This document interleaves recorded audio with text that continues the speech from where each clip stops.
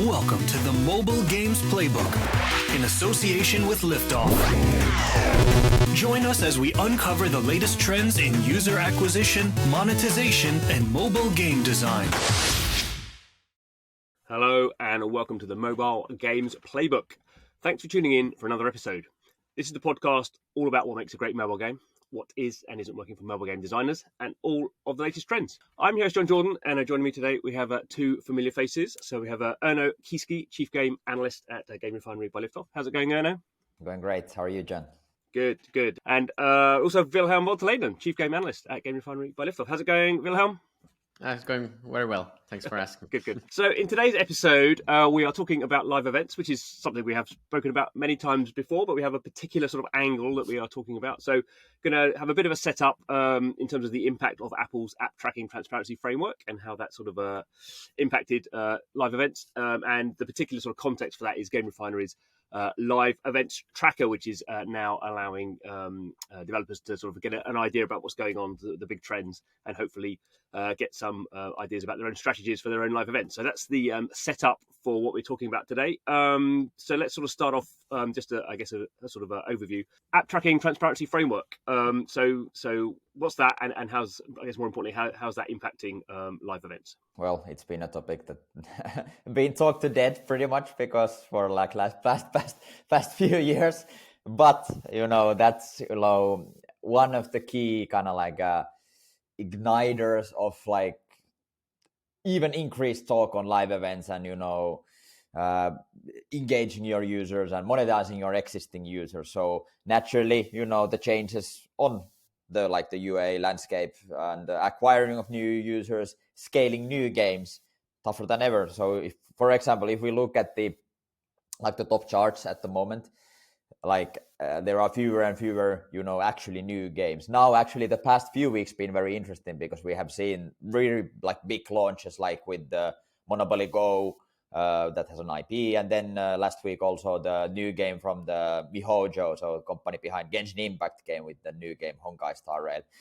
Scaled, both of those games have scaled right away, to the very top of the chart, but super rare occasion nowadays anymore to see those. So tougher than ever, scale new games. So naturally, if we think about that, if that's tougher, then what you want to do, if you have your users in your game, you want to keep them in your game, you want to keep them engaged, keep them monetized. So, and what is the of course the natural kind of way to go is to live operate the game even better, bring more stuff, be better in that.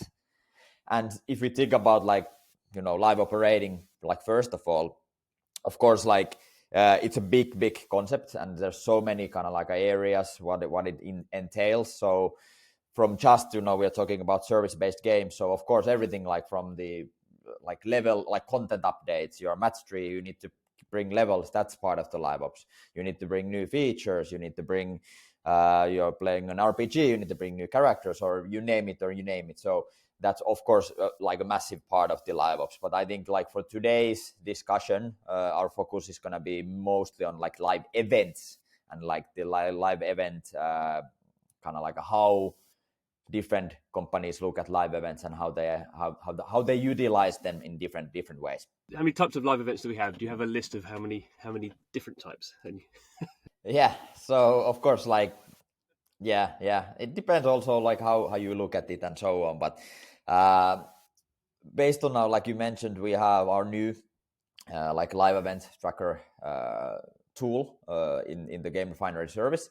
And then, of course, when we were building that, we had to kind of brainstorm quite a lot on how to divide, how to categorize, how to build taxonomy for different events that also work from genre to genre and so on, because the genres differ so much based on kind of what kind of events they are running and so on. So not an easy task for sure. But if we start to think about it on a higher level and how I think about live events, first of all, I would maybe put them in 3 layers.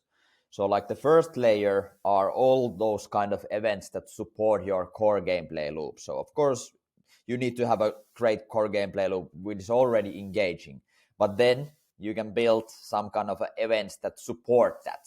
And we're gonna go through some various ways that you can do that, but something that incentivizes you to more engage with just the core gameplay loop. That is the main core of the game. Play more of the actual game, so to speak, by giving these like a shorter period of like limited time incentives to play the actual core gameplay of the games. And then kind of like how I think about it, the second layer is these kind of like events that are not directly supporting the core gameplay, but are offering actually something unique and something new. Usually they're like indirectly then connected to the rewards. But what I mean by that is that, for example, match 3 gets an event where there's like separate event levels. So you're not playing the main core gameplay, more like progression levels that you usually play, but there are actually separate levels that you're playing. Or let's say it's like a shooter game, and then there's a separate playing mode that you're playing. So you're not playing the usual playing modes, but it gives you something totally separate. And then, yeah, that is kind of like interconnected usually through the rewards, but it's something, maybe I would say kind of like usually a little bit more bigger, some kind of gameplay modes, maybe mini games, stuff like that. So it's not just an extra incentive to participate and engage in the core gameplay loop, but it gives something kind of like an extra on outside of the core gameplay loop. And then, of course, the third layer, that those are kind of like the engaging factors. And then comes the third layer, which is naturally the monetization part. So like you need to have, of course, like these two are the kind of like a key engaging factors and key things that you participate as a player. And then naturally on top of that, you can use different types of monetization factors and monetization layers. And that can also be thought about in a little bit like different ways. You can think about it as like a direct monetization, which is then naturally like bundles and, monetizing whether it's the event connected somehow to the event, or then otherwise it's your economy, you're offering something for a limited time and so on and so on. Or then, of course, you can think about it as like indirect monetization. So like I thought about like the events that support the core gameplay loop in, let's say, match 3, that you have a task mission or like let's say a win streak event, then that's not directly monetized, but it's indirectly like monetizing as it gives this kind of like a indirect connection to your monetization features and so on.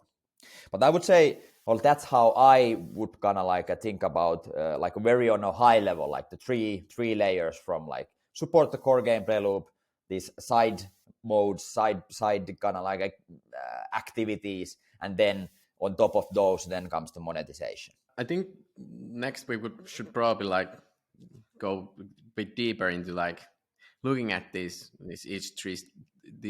three like high level categories, and well, let's start with the core loop supporting categories. The first one that Erno mentioned, like the most common. Let's start with the most common actually event type that we have seen now that we have been tracking, and we are actually tracking almost 80 top crossing games. So the most common event type are these task events, and of course there are lots of different versions and implementations how you can implement the task event, but they range from these really simple these solo missions, and also so there's co-op missions with guilds and random players are pretty common as well. But the idea is always the same. You either do some solo or those co-op missions, and they are almost always related to playing the core loop of the game. In match 3, they can have you playing the levels, the match 3 levels of the game. In mid-core RPG, they can have you, for example, participate in this new mode or collect some material. Like simple tasks like that incentivize you to play the core gameplay, whatever it is in the specific game. And as I mentioned, they are really common. So majority actually of the games, of the almost 80 games that we are currently tracking, majority of them uses these task events.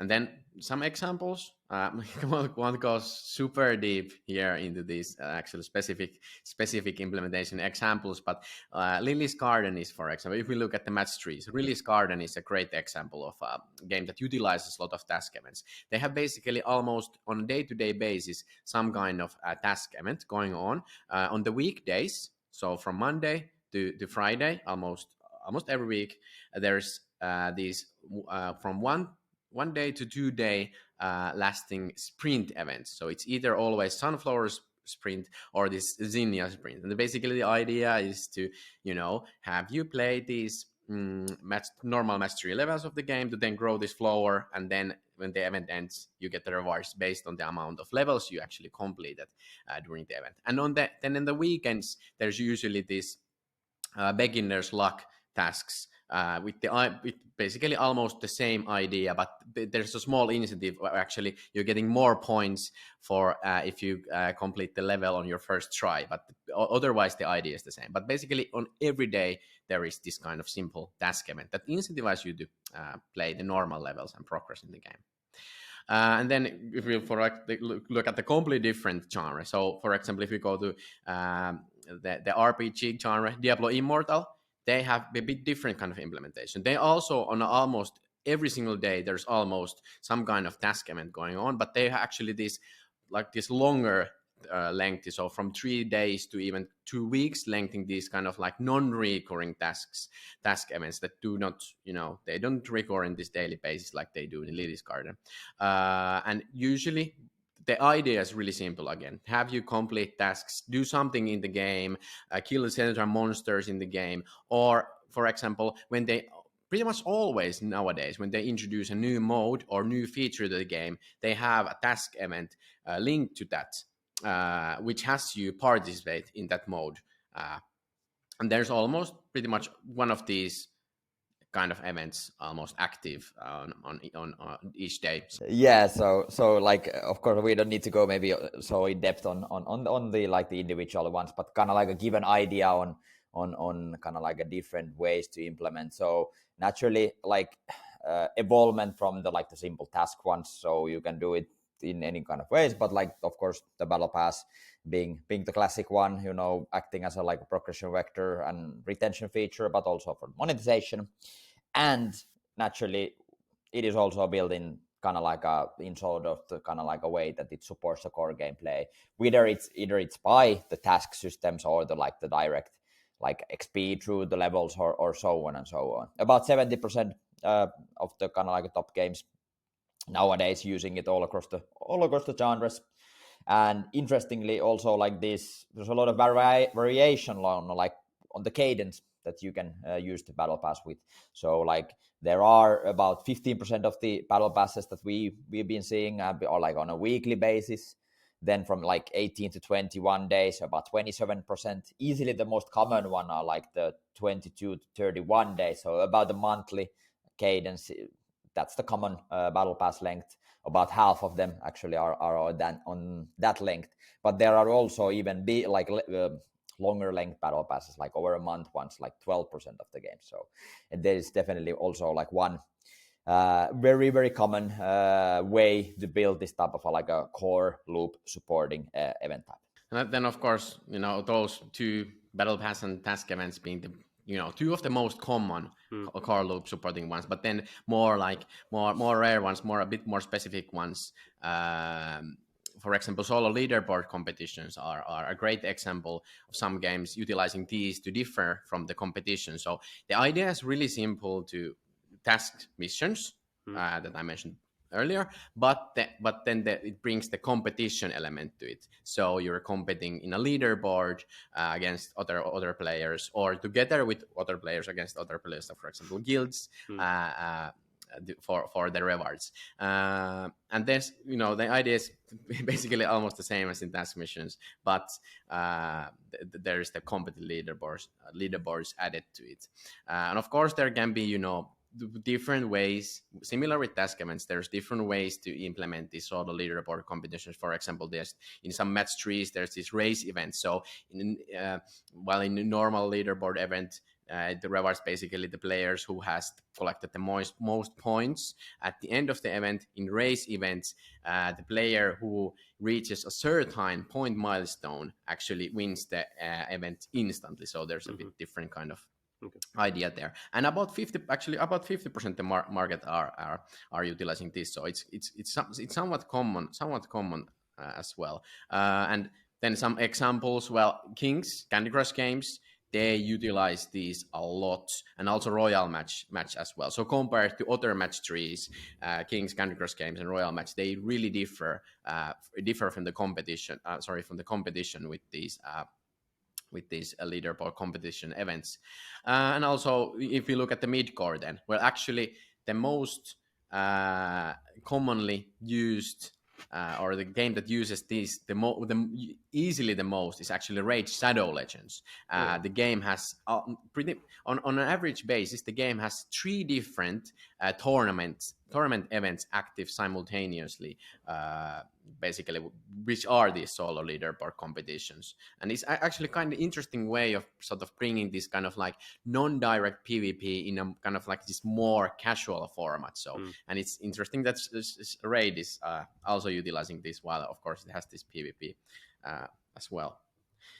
And then there's one more. So this is a bit more niche, but of course a huge part of some games LiveOps. So these boost events. So these are super simple events. So the idea is that they boost something in the game, some aspect of the game for a certain period, such as code generation in for example, Forex games, or battle pass progression in some games, or building generation. And for example, Supercell, they use these a lot across their whole portfolio. So from Heyday to these class games. And also actually the most Pokemon Go's, the most common event type are these boost events. So they're basically almost their whole LiveOps is based around these boost events.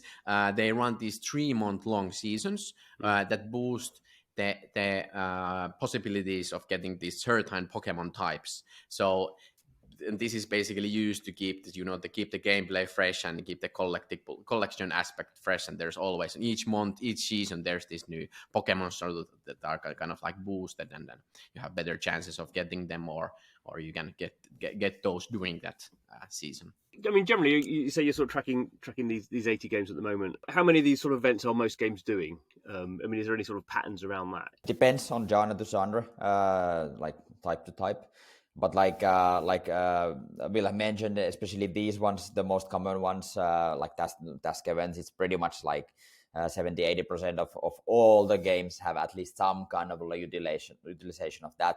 Battle Pass, like I mentioned, about 70%. So already like so many, like big part of them, like the competitive leaderboard stuff, about 50% of them are using it. So especially these like are kind of like the very, very kind of like a most common ones, and that kind of like I mentioned, if I think about the 2 categories of events, these like the core loop supporting events, they are usually, of course, they are in terms of resources as well. If you think about the boost events as well, as an example, it's a kind of like a lower resource type of an event to do than like a new mini game or new gameplay mode with like a event loop, or like new limited time mode, or so on. So easily like the more common one, I would say. One thing that sort of strikes me always with these sort of things is, I guess, it ends up being a temptation to sort of, as you have more of these sort of events in different games, and then some developers will just sort of have a little bit of an approach, sort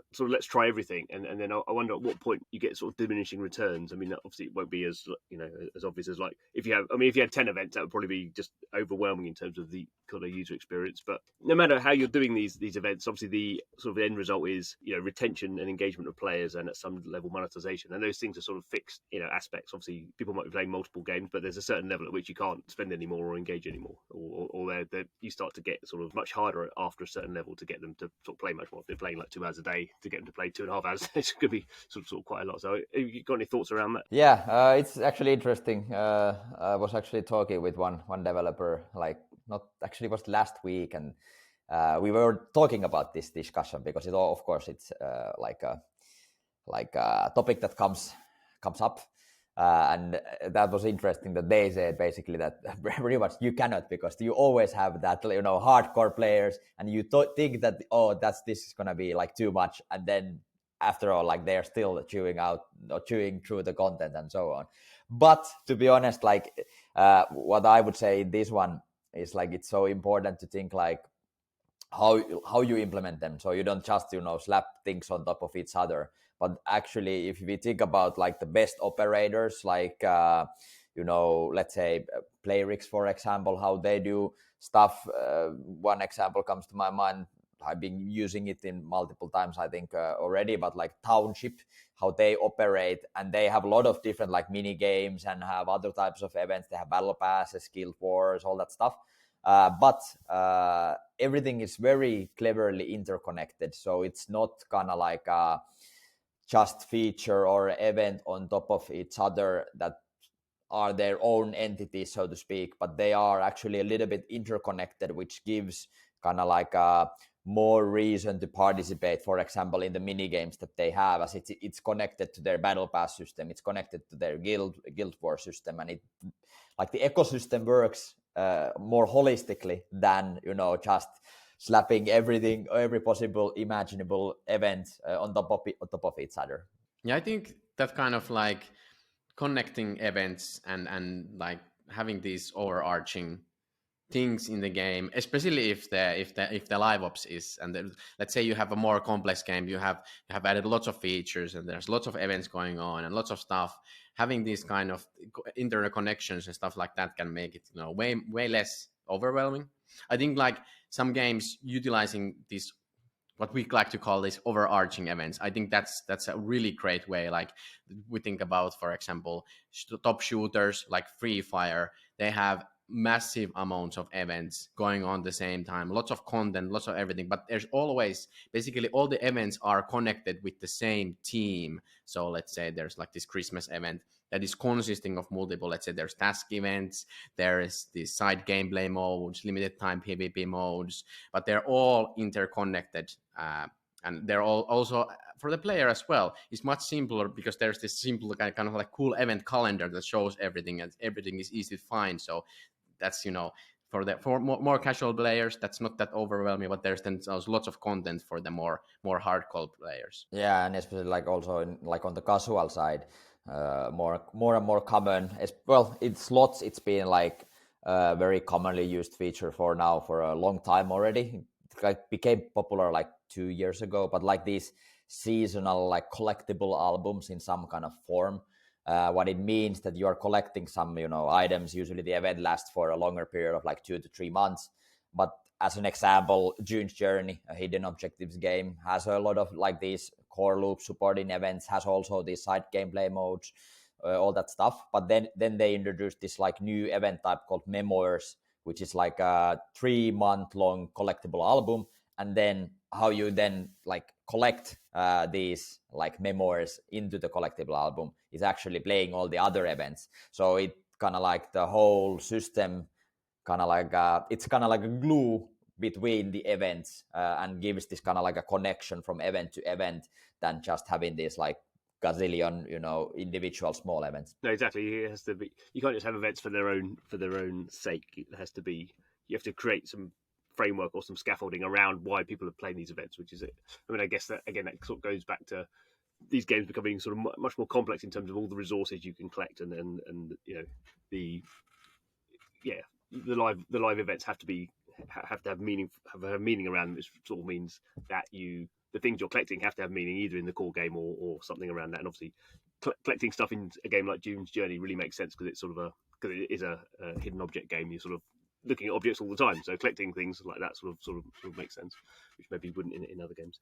And in terms of sort of the live event tracker, obviously it's early days there, but what are your sort of hopes around how that will help developers sort of get a feel for sort of what's going on, and obviously help them sort of think about their own strategies? The idea of it is, because we've been as GameRefinery, we've been tracking games for a long period of time, and but our focus has been mainly on features and feature design. We have always had this kind of like a event data as well. We have had event implementations and so on, but the kind of like a cadence has been more like not kind of like on a daily basis. But if you think about these events nowadays and how much of these events there are and how much of things happening on a daily basis, and then like how long the different events are, what are the cadences, what do they have frameworks, is there patterns in terms of how they are running specific recurring events as an example, and so on.